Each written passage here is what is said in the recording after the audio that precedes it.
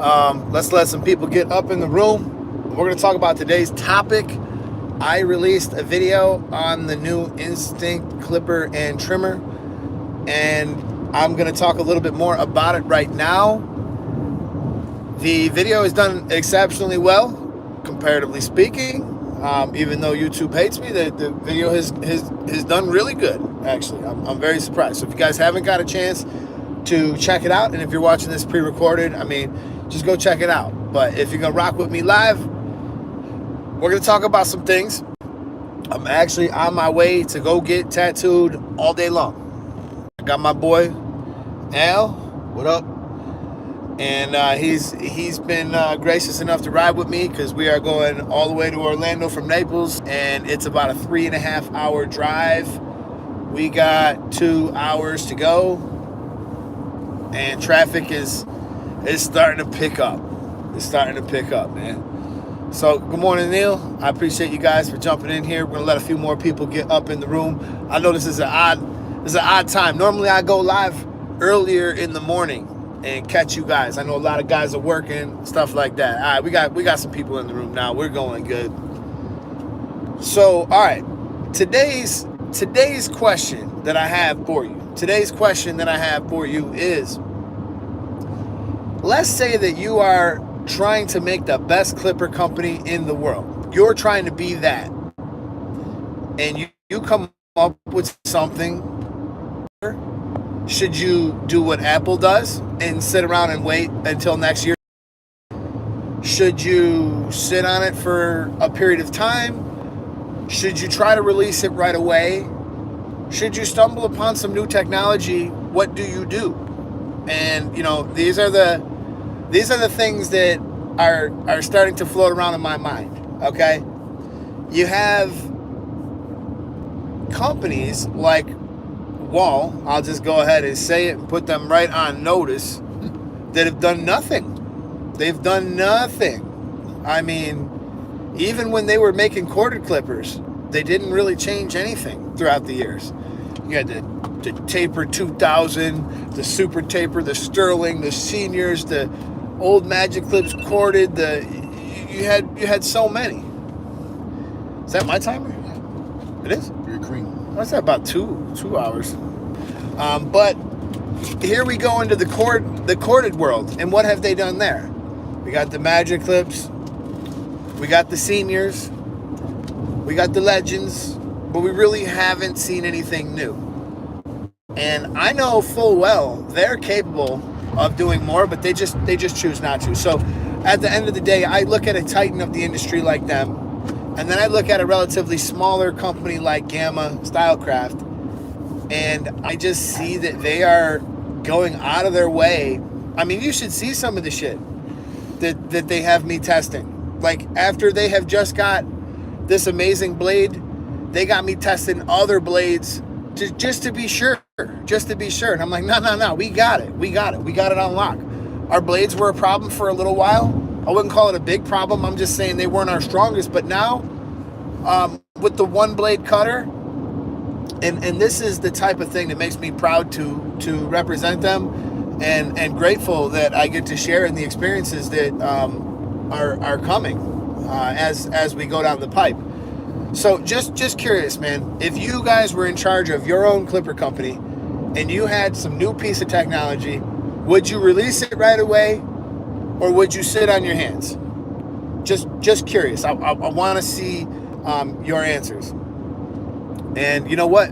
I'll pass it off to Al. Al could read your comments, because I'm kind of driving. Here, you could point the camera at me and you could read the comments to me. So, this is so much better to not have to hold the camera while I'm driving. So that's my curiosity. And as you guys begin to answer that, if anybody answers that, let me know. Let's talk about this Vector motor. All right, so now that I've had a little bit of time to work with it, and those of you guys who have had time to watch the video, I'm curious what your thoughts are on this. This motor, it can't be stopped. You can put all the pressure you have in your hand. You can put it up against whatever you want. It will raise its RPMs, and it will run as fast as it needs to chomp through any bulk. I've never imagined that we would have something like this, and this really does kind of solve a big problem in our industry, which is battery life, right? So if you wanted to, you could make a clipper that is exceptionally strong. The Endless Masters. The Endless Masters comes to mind because the Endless Masters has a motor in it that's actually bigger than the Oster Volt or the Oster Octane detachable clippers. It's got a bigger motor in it than those. And it is super powerful, the Endless Masters. The problem with all that power is if you're going to deliver it all at once, you're losing that battery life. So if Andis had come up with this vector motor idea, they would have put a chip in their clipper that could have gave you that power when you needed it and withheld it and made the clipper more forgiving. I released a poll the other day, and if you guys would like to comment on this too, I would love to hear your thoughts. But I made a poll the other day that said, would you rather have a clipper that debulks well or that fades well? Anybody answer anything? J Beats and waivers. I just missed it. You can push up on the screen. Okay. Push up on the screen, slide it up. J Beats and ways. If it's totally different and innovating, I would put it out. But it's just the same old idea. That's a good and answer. Designs and other clippers, I would not put it out. Francisco Guzman. Let me tell you, they have a patent. What'd you say? Tell me they have a patent. Please tell me they have a patent. I don't know. I'm not really sure about all that. I wouldn't be surprised to see people copy us. I mean, I know that people are going to copy us. I mean, there's people that are out there literally making our machines exactly the same thing, exactly the same color, exactly the same motor, and then calling it something else. That stuff's going to happen. I mean, this is what happens when, you have people producing all these in China. The Chinese factories, they don't give a fuck. They're just trying to make money. And I can respect that. So at the end of the day, it's going to come back down to how is it warranted? Are those companies reinvesting in our industry? And what are the return policies going to be and stuff like that? That's one thing that Gamma is like really, really big on. And people send me messages as if, man, this dude like almost ran into. People send me messages as if I'm the one in control of all this stuff. Like, I'm not, man. I just make reviews and stuff online. But every single person who's ever sent me a message, I send them the same thing. Email the company. Just email them. They email them, and they'll get a new one like that. You have an issue. So when you buy from some of these other people who are going to copycat, you might not get that. I don't know. Chris Oler said, "What's up, Eddie?" and everyone else. So, at the end of the day, what I was getting at with that poll, would you rather that fades better, or would you rather have a clipper that debulks better? There was a few people who said, I want a clipper that does both, or that I want a clipper that, like a clipper that bulks can fade. This is true. But I just want to remind you, and over home with it on certain hair types did not work. But why was it such a good clipper? Why did so many of us love that clipper? It's because it was forgiving. It's because it didn't cut all that hair. It's because it allowed you to make little mistakes without eviscerating the hair. And this is where I'm getting at with this vector motor. I think that this is going to be one of the first platforms, one of the first motors that can do both. Fast when you need it, slower and more forgiving when you don't. And just to give a little credit to the JRL, they had an idea, I wouldn't call it the same because it's definitely not the same motor or anything like that, but they had the idea of making two different speeds. I get it. I actually don't think that the JRL speeds made that big of a difference for me, but I like what they were trying to do. So we might be onto something with this, but that's not like intelligent technology, whereas like the clipper will sense it. It's more or less like the barber has to be smart enough to know, like, okay, I want more forgiveness at this point in the cut. I'll switch down to the slower speed, which which I tried that with the JRL, and I actually found them to be just as forgiving on the high speed as they were on the low speed. So I'm not saying that it made it worse or something like that. It didn't. So, we got any comments, Allie? Nothing new. Nothing new. How many people are in the room? 20. Oh, that's pretty good, man. That's pretty good. All right, man. Let me ask you guys on a side note. How many of you guys got like a lot of tattoos? And this is my whole arm. All right, I do got some tattoos that are gonna get covered up from when I was younger, but I'm trying to do the whole arm from top to bottom, and I don't know if we're gonna be able to do the whole thing today or not, but we're hoping to make a good go at it. I recently just had her do my entire chest. My whole chest is done.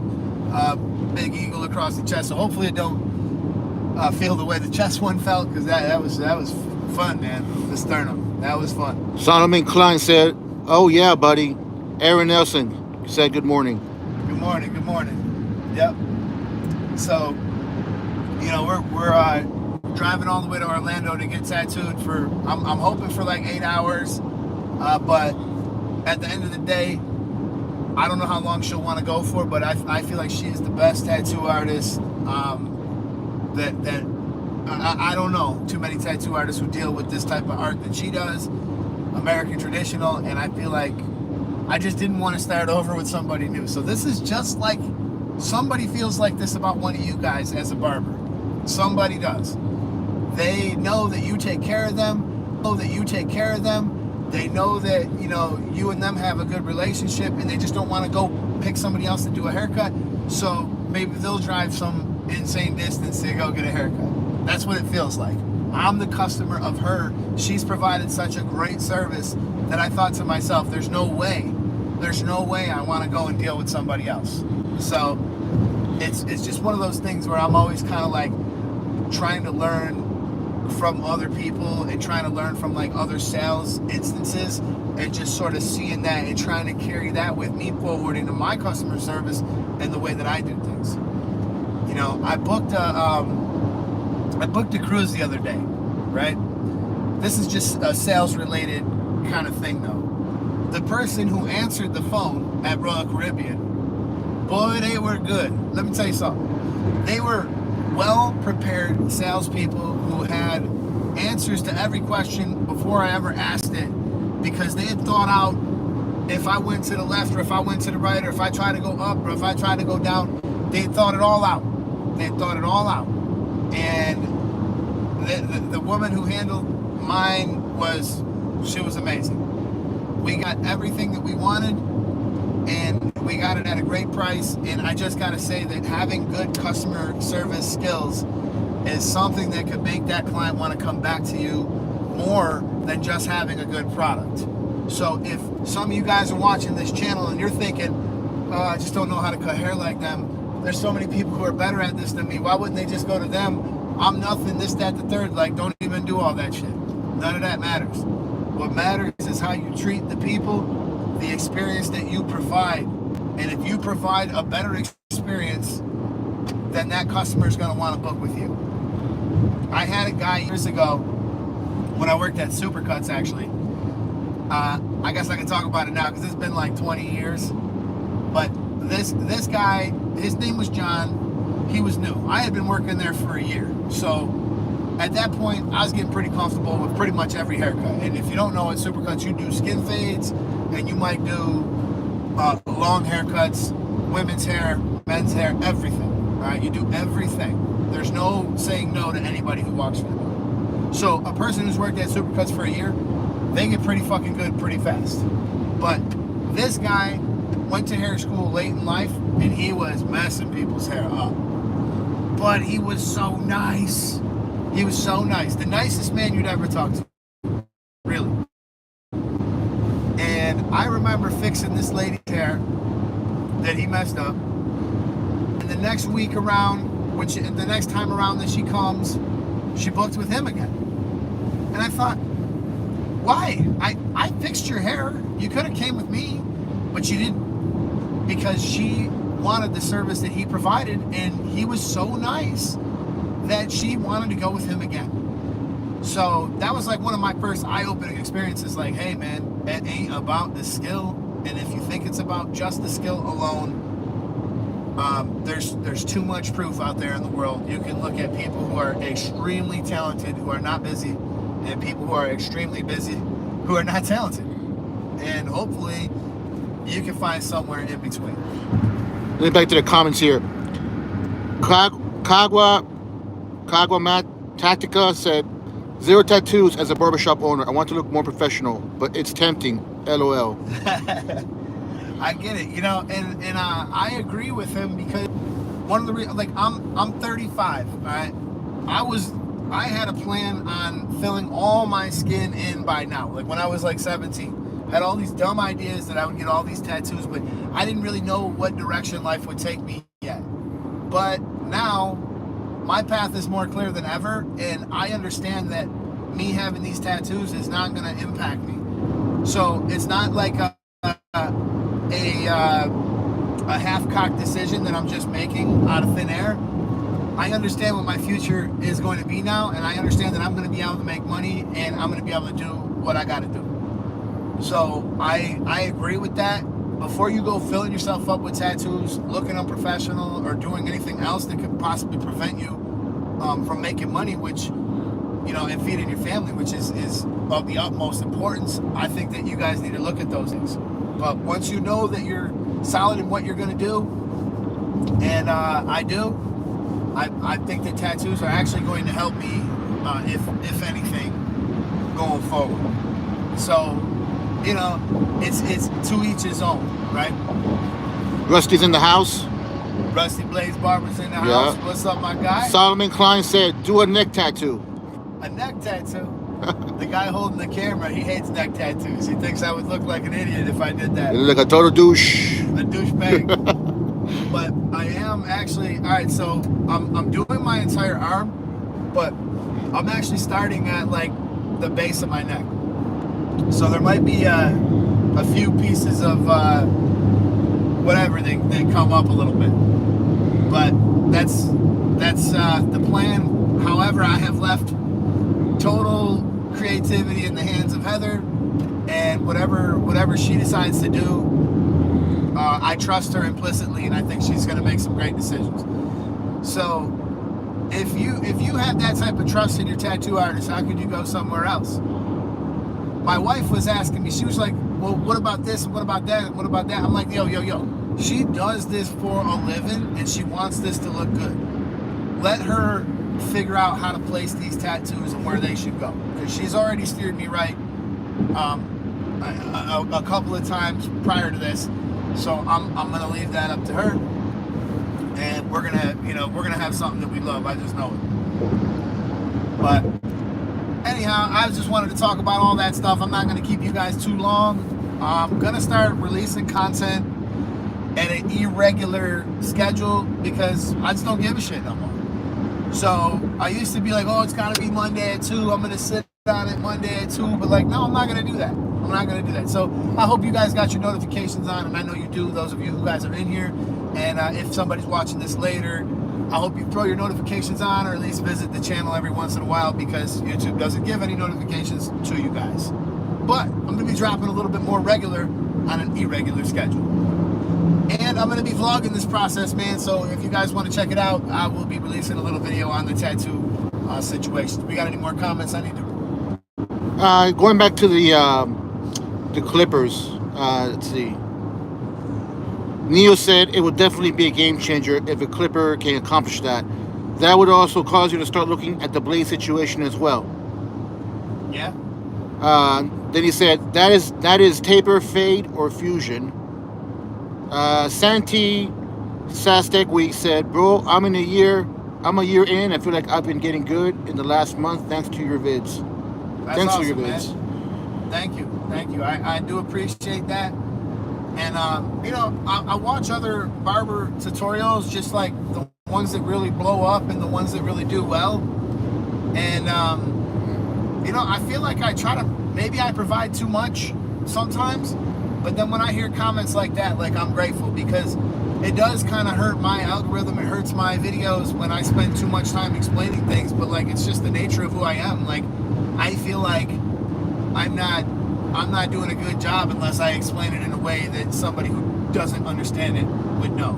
And I think that some people make videos with the idea of providing you the illusion that you'll learn how to cut hair after you watch this video. That like you'll just be fine after that. Like, and it ain't like that, man. You know, it takes time, it takes reps, and it takes practice, and it's not an easy thing. If it was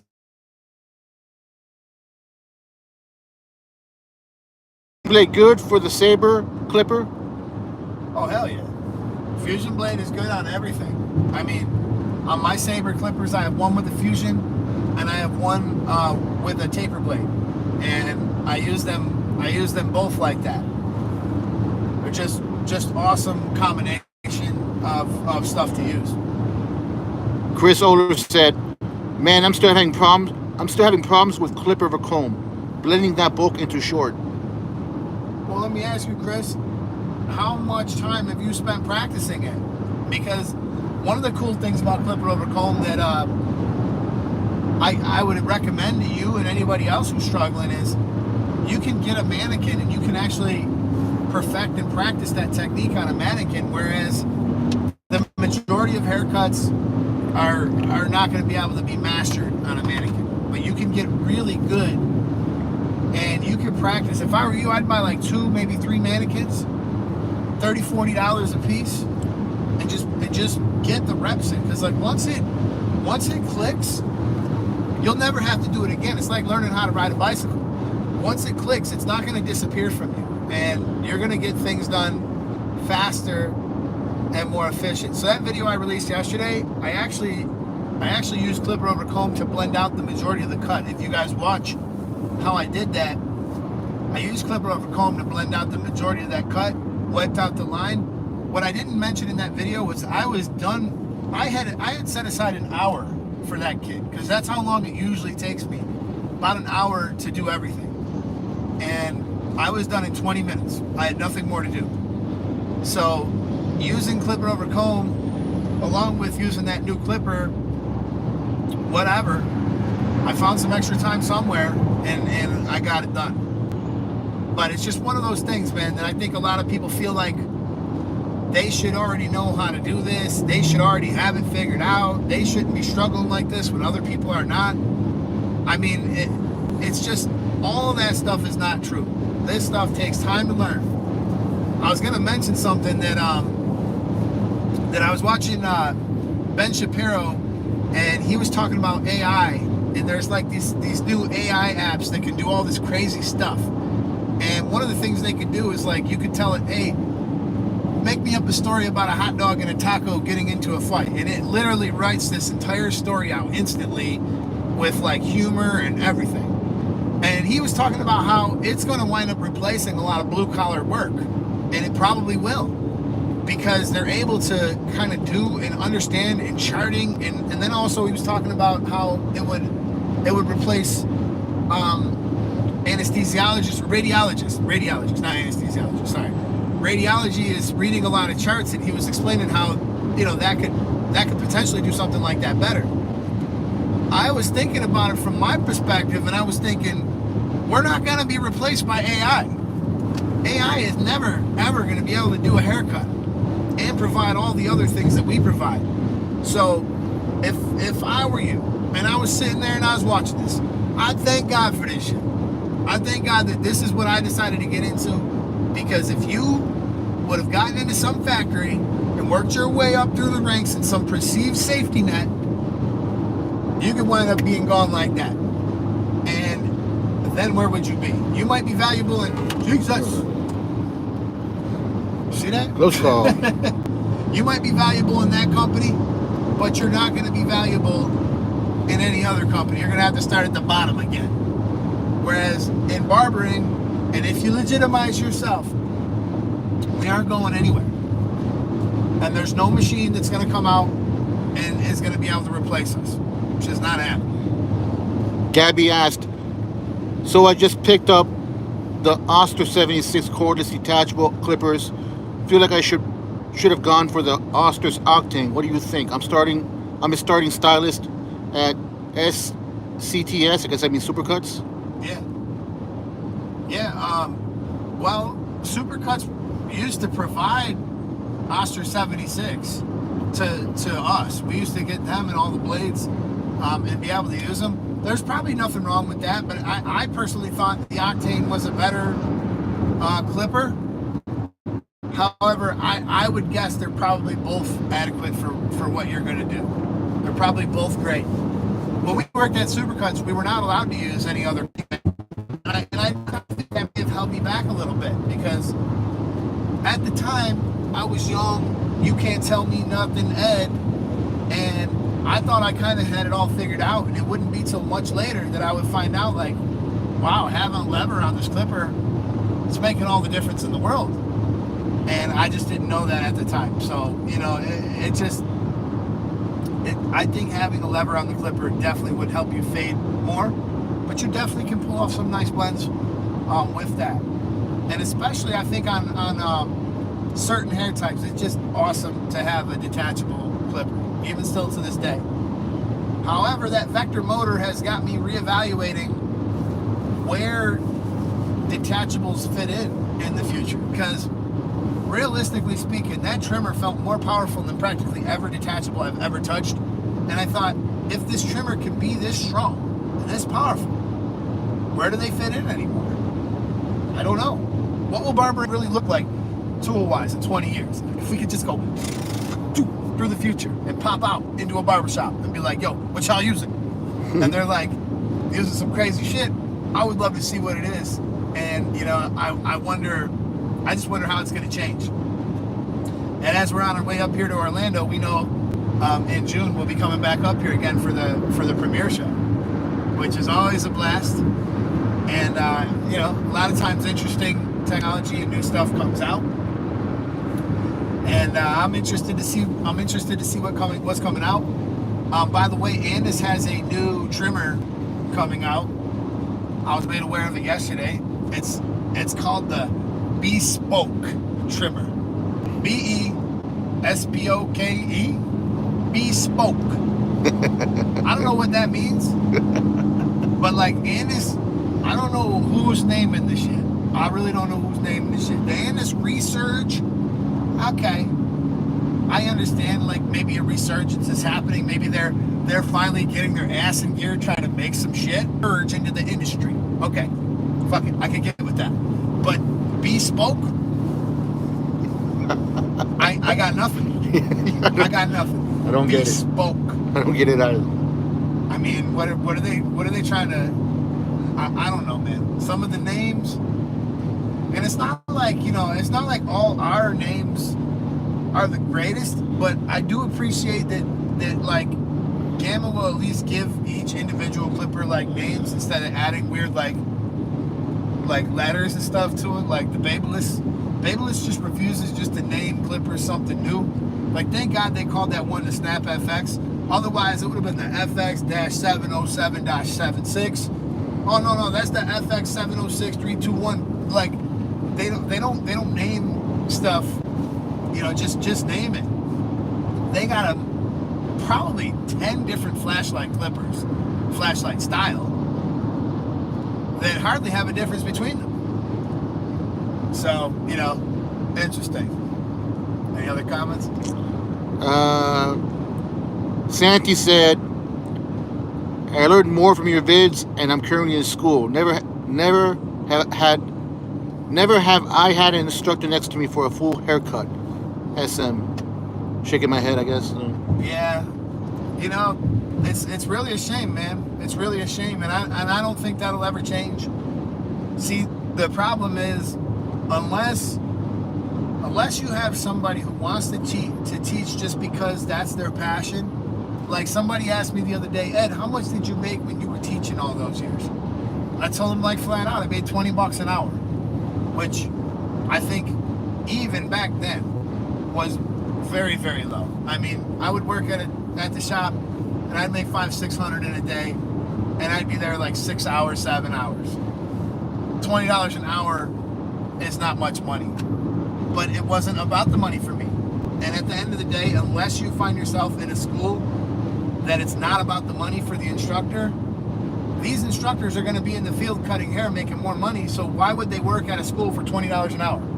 I mean, realistically, a good instructor probably would never get paid $50 an hour by a school, but they should be. And if you got paid $50 an hour by a school, you can almost justify being there. But even that, it still wouldn't really compare to what you can do in the shop. So it's just one of those unfortunate things, you know, like people were talking about, you got all this salt water and we need fresh water. Why can't we turn the salt water into fresh water? Well, you can, but it's a cost of money because they can import water from somewhere else for cheaper. So at the end of the day, why would they build this big old plant to do this? They're just not going to do it unless it became a necessity. And that's just like the other. It's not a necessity. They're getting barbers to go through their schools and they're making money off of them. So, you know, at the end of the day, it'll probably never change, but just to tell you, I did have an excellent instructor. I went to cosmetology school, and I think my teacher was one of the absolute best, and I don't know how she did it. I just have so much respect for her, more so now than I even did then. But I had a lot of respect for her then too. But it just kind of is difficult. I don't know how that situation will ever be, but just to make you feel a little bit better here, most of your learning is going to happen after you leave school. And that's pretty standard with almost every business you go into. You go to school to learn how to become a lawyer, you spend all this time around text, this, and then when you get into the field, you find out it's something entirely different. So it's just like any other business. When you get the reps behind the chair, that's when it's going to start to kind of sink in. Rusty said, I want to go to Orlando premiere. I hope you do, man. And I hope you do. I hope you all, especially those of you guys who like Rusty, are working at social media, you have a YouTube, you have a social media presence, you're trying to do something like that, I would highly encourage you guys to go to the shows. That's really the root of where a lot of my success had come from the shows. I'm just telling you guys. And I've been working around the clock, behind the scenes, making YouTube videos. But when I went to the shows and I made some connections there, that's what's really made me be able to pretty much do YouTube almost full time now. And it's just been a huge, great thing in my life. And I couldn't tell you guys the nice vibes that you'll feel when you walk through the door. Like, all these people that you might perceive as competition to you, you're gonna find out they're actually not. They're very human, they're very cool, they're very open and willing to talk, and you'll forge friendships there and you'll make connections. And every year that you go back, those connections get stronger, those bonds get stronger. And you know, so now when I go to the show, I see a whole bunch of people that I've seen so many times before, and it's like when you run into a seen in a long time, or you run into a good old friend you haven't seen in a long time, or you run into a good old friend you haven't seen in a while, like you develop feelings, and they go out of their way for you, and you know, it's a nice experience. So I would really encourage you guys, and I know that there's somebody out there who's thinking, yeah, but the shows are just, it's uncomfortable, I don't want to be around all those people are good at cutting hair, I don't feel like I measure up. Like, all those are bullshit reasons for you not to go. Wavy Cuts asked, how did you get comfortable with enhancements? Is it as simple as repetition, just not being timid? Is it as simple as repetition, just not being timid, to overspray, just getting in there, understanding that it may not come out the way I want? Spray, just getting in there, understanding that it may not come out the way I want. Yeah, well, you know, that's a good question. And just to tell you guys, when you're doing enhancements, like, just do it for free on some of your customers and get your reps in, because in the beginning it's gonna be, you know, it might be a little difficult. You might wind up putting a little bit too much. I still do that sometimes, but you gotta remember, you can wipe this stuff off and you can start again. So even if you don't hit it out of the park that first time, try it again. And I've been doing enhancements like for a little bit longer than before they had all these like spray stuff. Painting them in with a brush is still an awesome way to do it. I actually really prefer for like when I'm doing the face, I don't like to spray that stuff. Even though I do it sometimes, I don't like to spray the face. I like to just dip the 245, the pen, the brush in the stuff, and just boom, boom, boom, paint a little line, and then comb it down with my brush. It blends it in really good, makes it just right. But yeah, just to keep a short answer, just more reps the better, and do it for free on some of your clients, because even if you're not making money off of it, you can still take that picture, and that picture is going to help you generate more business, which in turn will be more money for you. So, even if your clients aren't asking for it, stuff like that, just say, hey man, I'm gonna try something. Do you mind? Cool, go ahead. That's kind of how I started doing it. Audio is cutting in and out, Neil said. Oh shit. We're just in a bad area. I'm probably just in a bad area. So for that reason, man, we've been going on for a while. I'm gonna let you guys go.